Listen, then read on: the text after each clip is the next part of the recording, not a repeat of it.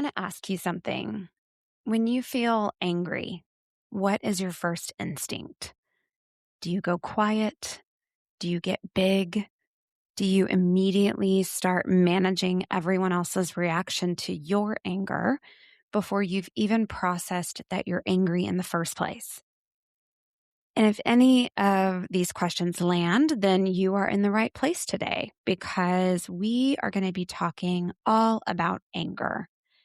Not the kind of anger management that your ex's therapist recommended, and not the kind where you punch a pillow and call it a day.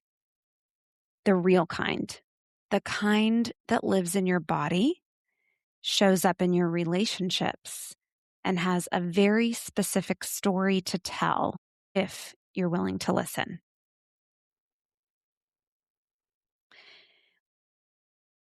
Welcome to Reclaiming Me, a trauma-informed podcast helping women with complex PTSD heal the lasting impact of childhood attachment wounds from parents and caregivers, so you can finally release people-pleasing and perfectionism and learn to trust in relationships, beginning with the one you have with yourself. I'm your host, Cindy Payne, therapist, trauma specialist, and a woman who has walked this path both personally and professionally. Welcome back, everybody. I want to share something personal before we go any further because I think that it matters that you know that this isn't just clinical information for me. This is my life. I am a trauma-informed therapist, which means that I have been doing this trauma work for years. So I understand attachment theory. I understand nervous system regulation. I have read Harriet Lerner's books more than once. And 2 weeks ago, on what was supposed to be the end of our 25th anniversary trip / graduation trip / hooray, we've made it through 2 years of commuting back and forth to California trip, I completely came undone and had one of those moments where all of it, years of it, came spilling out. And it wasn't because my husband is a bad person. He's not. But it's because I am a CPTSD survivor. And one of the things that complex trauma does, especially when you are a woman who was never taught that your needs were allowed to take up space, is it teaches you to absorb.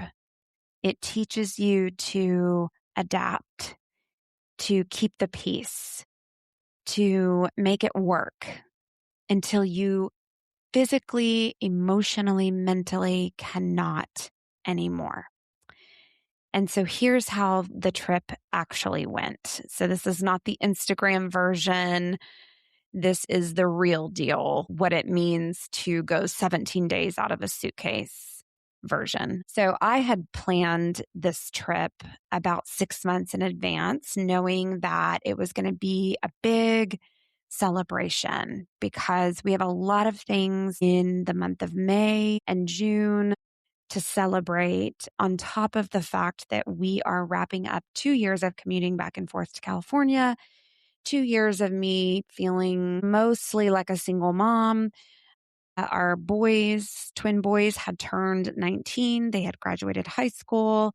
Our oldest was over in Italy doing a mini study abroad program. It was mine and my husband's 25th wedding anniversary. And so we had agreed that no matter what was going on personally, we really wanted to do something extra special and celebrate. So I had planned 17 days. The first leg of the trip was just myself going over to Italy to meet up with my oldest son who was wrapping his program. And then he and I would venture on to Greece where we were meeting my husband and our twins. And then we were going to send all the boys home after Greece, and my husband and I were going to finish in Budapest. And that was our 25th wedding anniversary celebration. And so the plan again was for me to fly over early, meet my oldest son there, and make sure that he got to Athens to meet the rest of the family who would be flying in directly. And I knew going in that this piece of the trip was going to be a lot. So the day before I was set to fly out to Rome to meet my son, I had just wrapped up my in-person practice in Frisco, Texas, and packed all of it up in the office physically, and then sprinted home to pack all the last minute things to be gone for 17 days. So I was already coming in mentally taxed, physically taxed, emotionally taxed. And originally, my son and I had planned to hike the Dolomites in Italy, and he ended up getting a nasty stomach bug. And so as I'm flying over to Rome, he texts me and says, "Mom, I'm not well. I think I might have kidney infection. I'm going to head to the ER pretty soon. I'll text you whenever you land and keep you posted." And not to mention, he wasn't even in the city that I was headed to meet him because of a last minute, oops, I didn't read the fine print. So it was already coming in on a chaotic feeling for me. So what ended up happening was I landed in Rome. He was in Florence. I had to get to him, but I also had to make sure that I checked all the train tickets and the cancellation policies and all the things. And so I ended up pivoting to 3 different cities in 4 days in record sweltering heat in Europe to get him. It was a nightmare. I wasn't sleeping well. I was trying to get adjusted to a different time zone. My stomach was all upset. I was worried about him. And it was just not the way either one of us planned it going. So I finally make it to him. He's fine. He's going to be fine, but he's recovering himself. And so he's not really feeling like walking around and touring. And he's over the whole thing and just wants to get to the rest of our family and then eventually get home to his girlfriend because he is still 20 years old. And so that's what was at the top of his mind. And so he and I just kind of did what we could do for the, you know, 4 days together before we would meet the rest of the family. But it mostly consisted of us laying in a hotel bed together, trying not to melt because the hotels didn't have great working AC, and trying to nurse him back to health so he could get on a flight to go to Greece. And I was really working hard when I was with him to mask any disappointment, frustration, exhaustion, in any of that from him. And eventually, like I said, it came spilling out, but that's for later on in this episode. But here is what I've been sitting with since I returned home. In hindsight, my oldest got himself to Rome. He's an adult. He was capable of managing it all along. And I was already there, already in motion, already making sure that things were set before anyone asked me to be. And folks, that is overfunctioning, not in a dramatic, obvious way, but rather in this quiet, automatic, this is just what I do way that is so grooved into my nervous system that I didn't even question the decision to fly over early. I framed it to myself as wanting connection, wanting to make sure he got to Athens safely, wanting to be there for him. And those things were true because this was his first time going abroad by himself. But underneath this, there was something older. There was an older story. It was a nervous system that doesn't fully trust things the way that they are and trust that things will be okay if I'm not the one holding them together. It is a pattern for me of stepping in before someone else has the chance to step up. This, I'm aware, is a deep, long-standing belief, which was forged in my own early attachment experiences. And that is this, that love looks like managing, that care looks like being indispensable. And I'm not saying I shouldn't have gone, because I really think that had he not been sick, it would have been a wonderful bonding time for the two of us. I'm just saying that I'm curious about the part of me that never even considered not going. So for most of our 25-year marriage, just to shift it over to my husband in that dynamic, my husband has traveled extensively for work.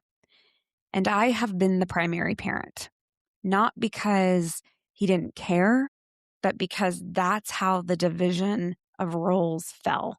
And I stepped into it early on without fully examining what I was stepping into or what it would cost me over time. I managed the schedules. I managed the emotional temperature of the home. I managed the kids' appointments, the moves that we've made across the 25-year span, the decisions. I planned this trip 6 months in advance the way I always do because I had a vision of what our 25th anniversary would feel like. That it would feel like a milestone, a meaningful marker, and most importantly, a chance to breathe, which I have to laugh about as I'm telling this story because we did anything but. And then we got there, all 5 of us, to Athens, and we were running on fumes before we even landed. Because leading up to this, we've been prepping for this relocation. We've been graduating high school seniors. We've been to college orientations in 2 different states. My husband is still flying back and forth to California, and I am still holding down the home front. And so we arrived to each other in the second leg of the trip, already depleted, irritable, not quite able to find one another underneath it all. And the gap between what I had been expecting and what was actually happening, that gap has a name, and I know it well, and it's called resentment. And resentment, which Dr. Harriet Lerner will tell you, is almost always a signal that something important has gone unaddressed for too long. And that's what we're talking about today, because I think a lot of you know exactly what I'm describing. Maybe not in this specific circumstance, but the version of this that lives in your own life. Because the trip that was supposed to mean something, the milestone that arrived, and I was too tired to feel it, the anger that surfaced, not because something terrible happened, but because I had been carrying too much for too long and something finally gave way. This is a signal, and today we're going to be talking about what to do with it.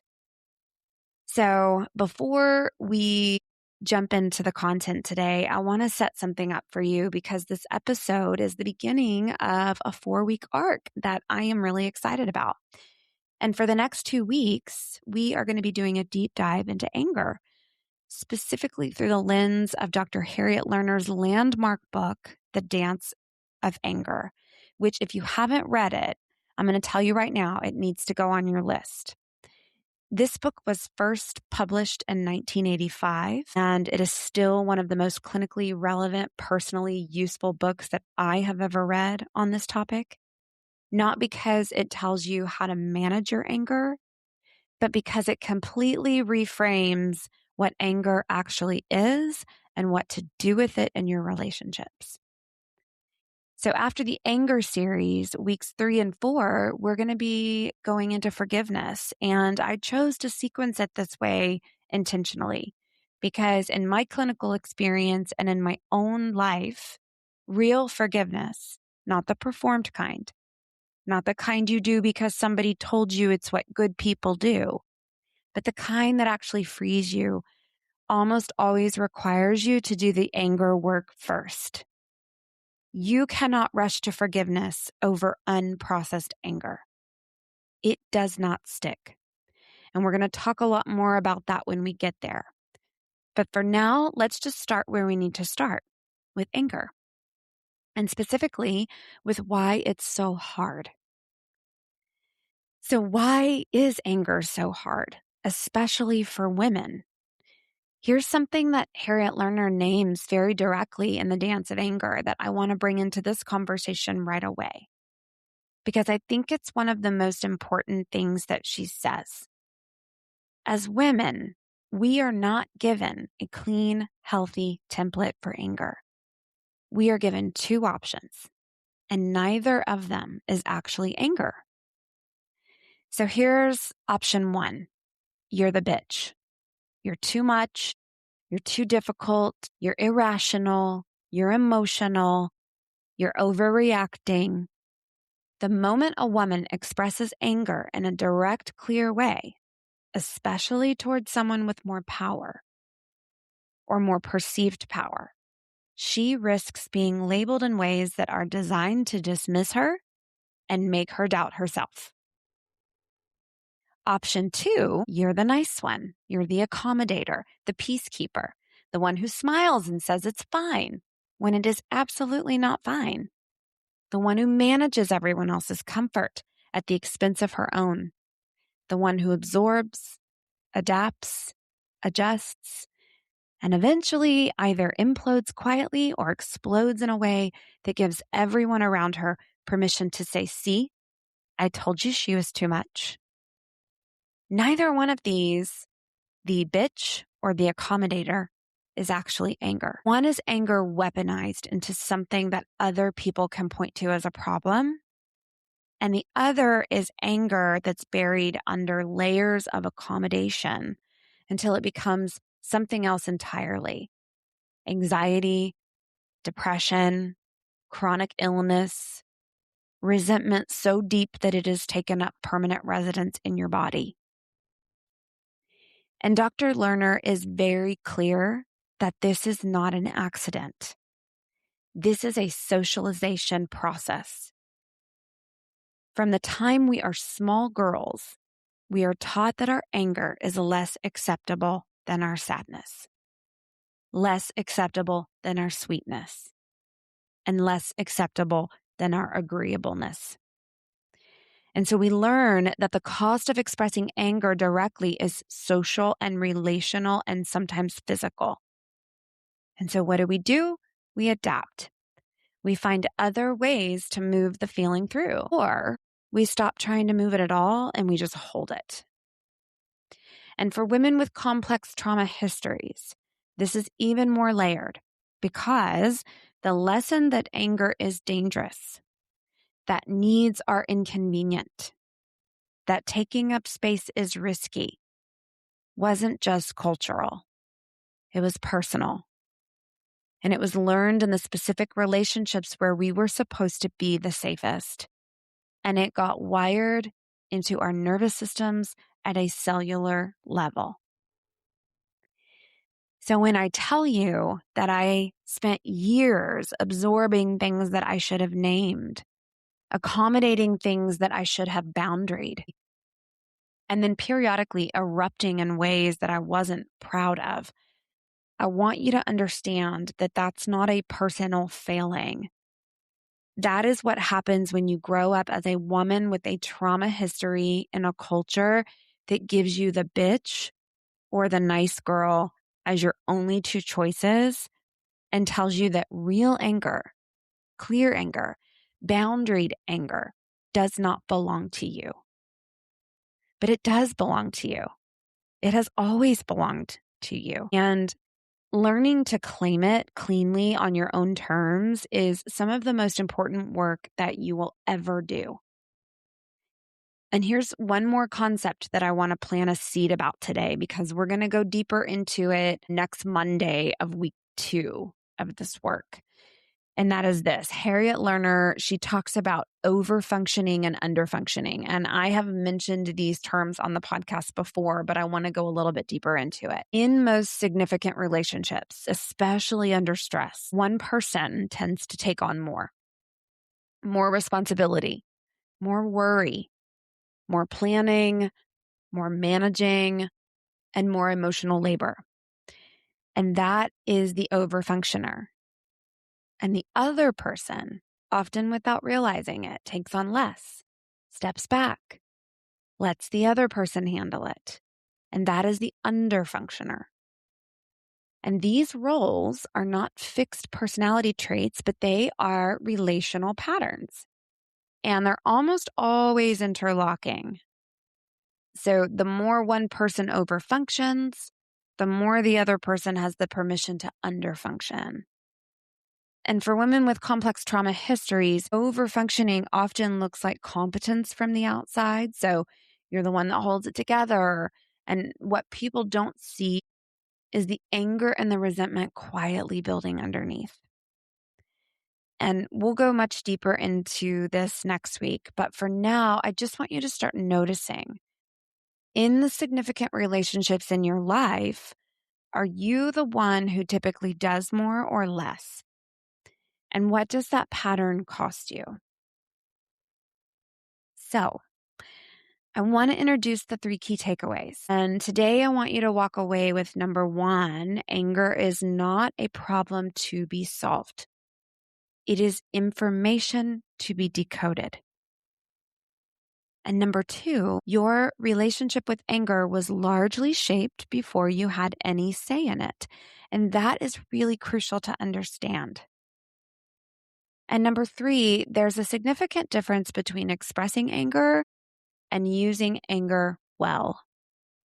And Harriet Lerner taught me that distinction, and it is changing how I work with clients, and it's changing how I live my own life. And notice I say changing in present tense because I'm still very new to this, I feel like, and working on it every day. So let's get into it. Takeaway 1, anger as information. Here's something that I want to say clearly, and I want to say it early. Anger is not a judgment on your character, so it's not a character flaw for you to be angry. It is not a sign that you are too much or too sensitive or too reactive or too broken. And as a person who grew up being called angry by my sibling, by my grandparents, I need you to understand, again, it is a signal. It is your nervous system. It is your attachment system.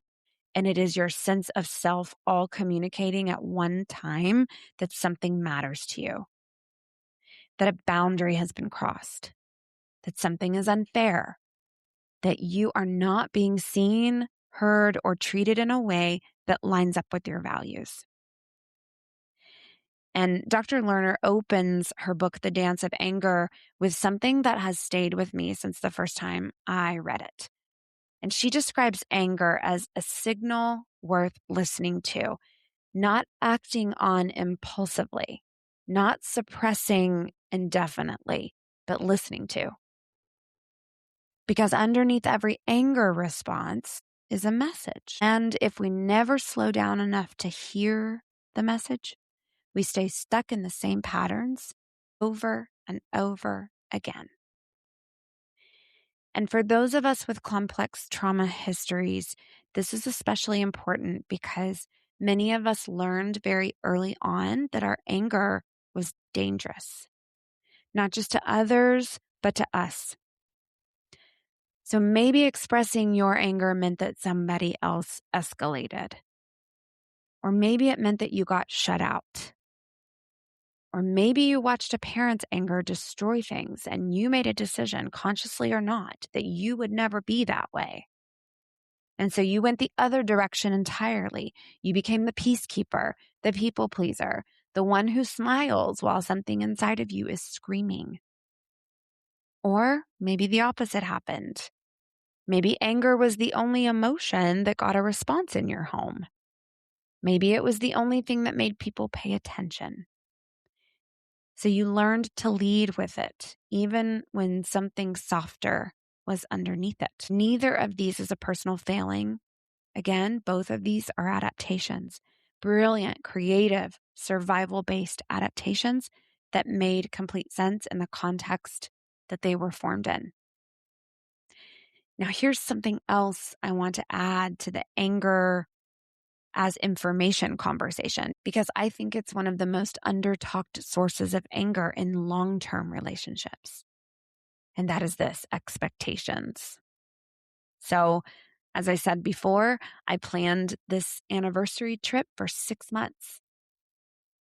Italy to pick up my son, Greece with the family, and Budapest for our 25th. And this was a milestone that I personally had genuinely been looking forward to for a really long time. I had this vision of what it would feel like to mark 25 years together in places like that. And then we got there and we were both pissed off. We were running on fumes before we even boarded that plane. Like I mentioned, all the move prep and the graduation and the orientation, and my husband being on the road and me holding down the home front. And we arrived to each other and we both knew we were depleted. and we both knew we were irritable and we were trying so hard to be pleasant and feeling some shame about the fact that we couldn't just express how we were really feeling, which is like, oh my God, we maybe could have delayed this until the next year when things had calmed down. But neither one of us were going to say that. And we were not quite able to access the celebratory feeling that I had been holding on to in my imagination for months. And that grief, because that's what it is, it's a grief, it had its own particular sting to it because it's not just about what didn't happen, it's about what you needed it to be, what you were counting on it to be. And when reality doesn't meet that, the gap between the expectation and the experience can be this breeding ground for resentment that feels disproportionate on the surface. But it makes complete sense when you understand what all was underneath it. And Harriet Lerner would say that resentment is almost always a signal that something important has gone unaddressed for too long. And I think that's true. But I would add this. Sometimes resentment is also about the expectations that we carry quietly, the ones that we never even said out loud, the ones that we assumed that the other person understood or should have understood. And the disappointment when reality reminds us that nobody can meet a need that they didn't know existed.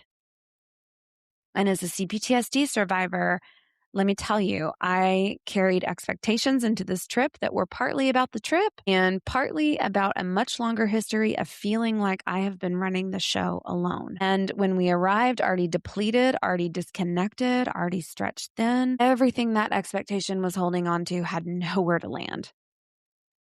And that's not my husband's fault entirely. I'm going to own that. It's also not mine entirely. It's what happens when two people who love each other have been running hard for too long without enough genuine repair or connection along the way. And what I am learning slowly and perfectly, very much still in progress, is that these expectations themselves are not the problem. So I'm not sitting here saying, do not ever have any expectations for yourself or for other people or for celebrations. That's not it.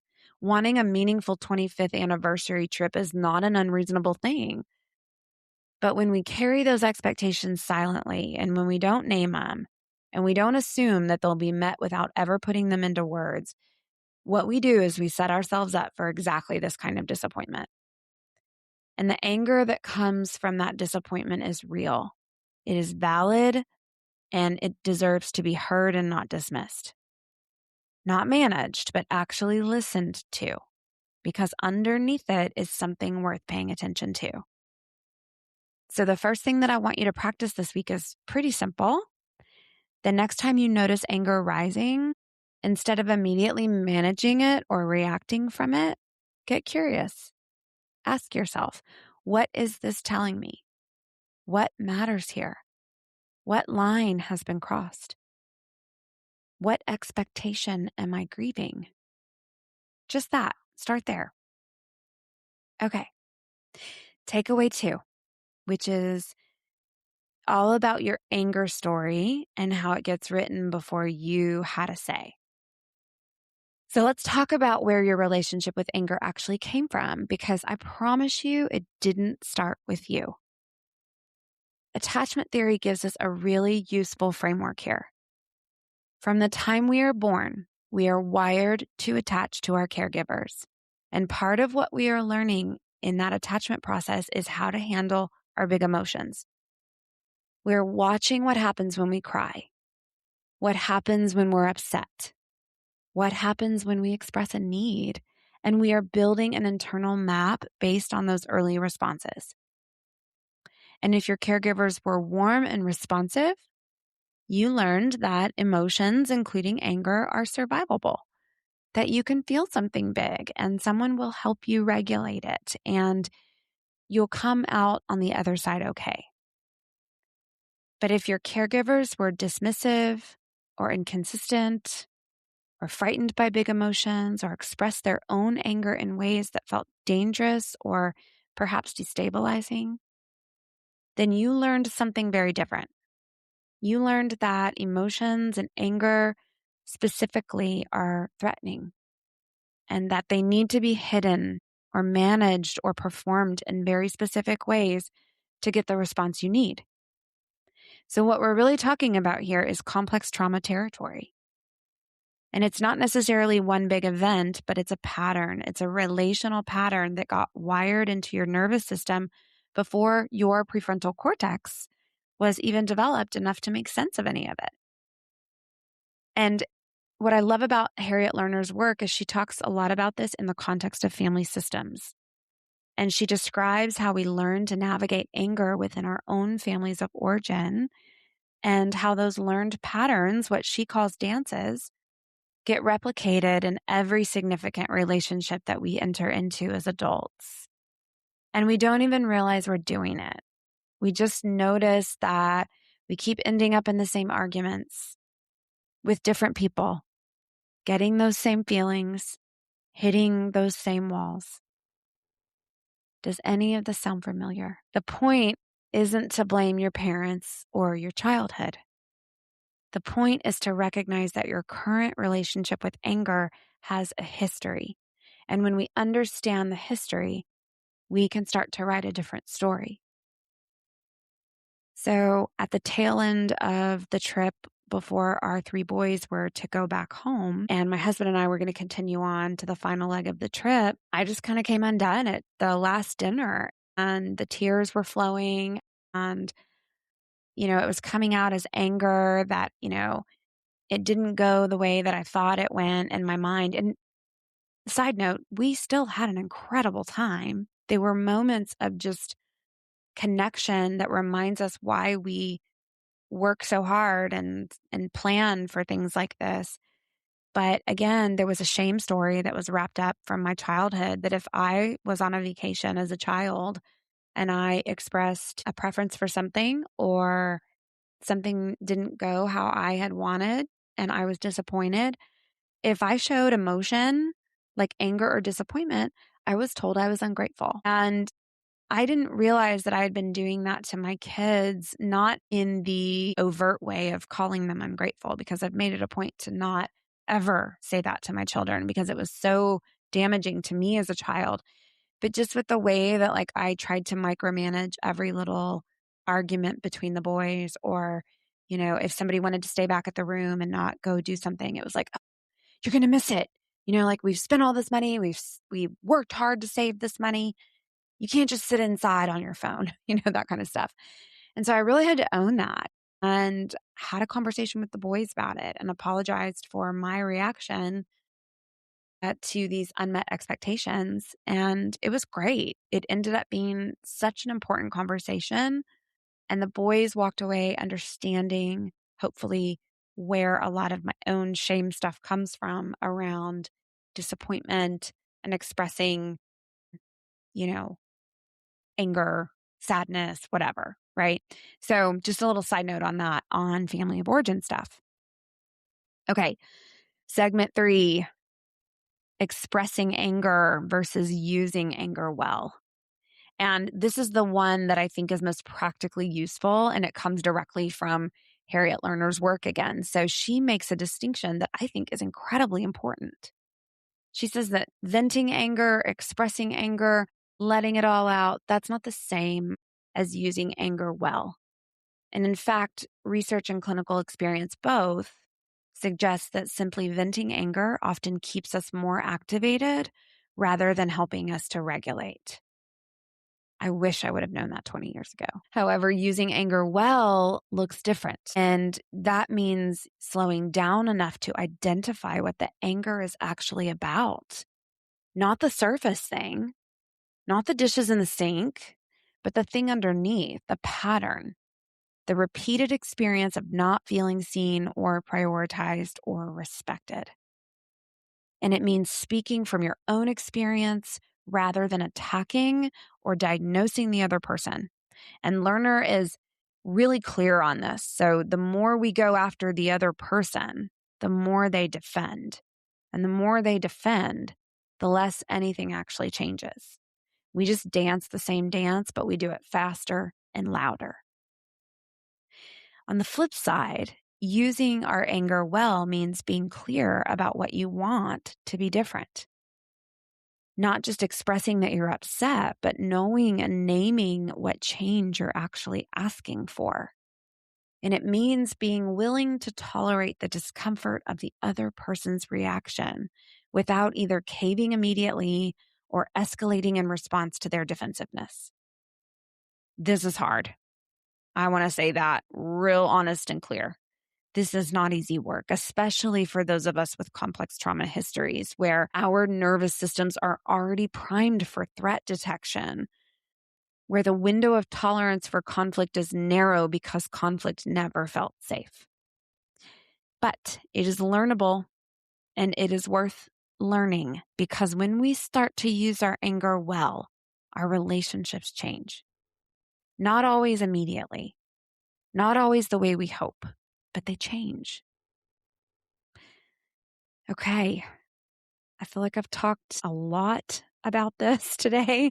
I've given you lots of the nitty-gritty details from what I just came off of. So let's bring this home. Here's what I want you to hold on to from today. Number 1, anger is information. It is not a character flaw. It is not a problem to eliminate. Anger is a signal worth decoding, and sometimes that signal is pointing to a grief, an unmet expectation, a need that never got named. Number 2, your relationship with anger was shaped early in your attachment relationships, in your family system, before you had any say. And understanding that history is the beginning of being able to rewrite it. And finally, number 3, there's a meaningful difference between expressing anger and using anger well. The goal is not to vent more or suppress more. The goal is to get clear on what your anger is actually telling you and use that information to ask for what you need and create real change. So next week, in another full-length episode, we're going to be going deeper into the dance itself. So what happens when you try to change your steps and why the people around you don't always love it when you do. And if today's episode resonated with you, I'd love for you to share it with somebody who needs it. And if you haven't already, please follow Reclaiming Me podcast wherever you listen so you don't miss what's coming next. And we have a midweek reframe that's coming up this Wednesday. So I hope you'll tune in for that, where you'll get a little additional coaching and guidance on understanding our anger.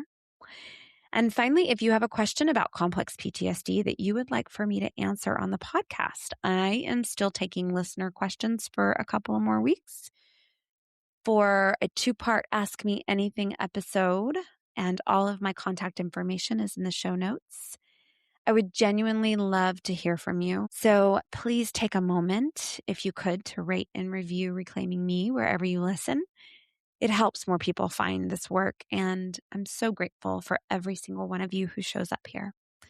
Until next time, take great care of yourself. You deserve that. See you next time. Thank you for spending this time with me today. I hope you leave feeling a little lighter, a little more grounded, and a little closer to trusting yourself and your inner experience. If this episode resonated with you, please follow or subscribe so future conversations can meet you when they're needed. And if someone came to mind while you were listening, consider sharing this episode with them. That's one of the ways this work reaches the people who need it the most.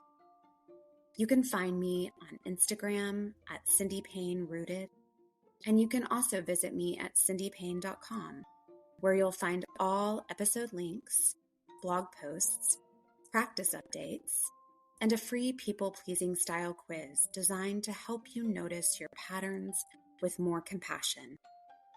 And remember, every small step towards healing, self-trust, and presence matters. You are worthy of this journey. Thanks, everyone.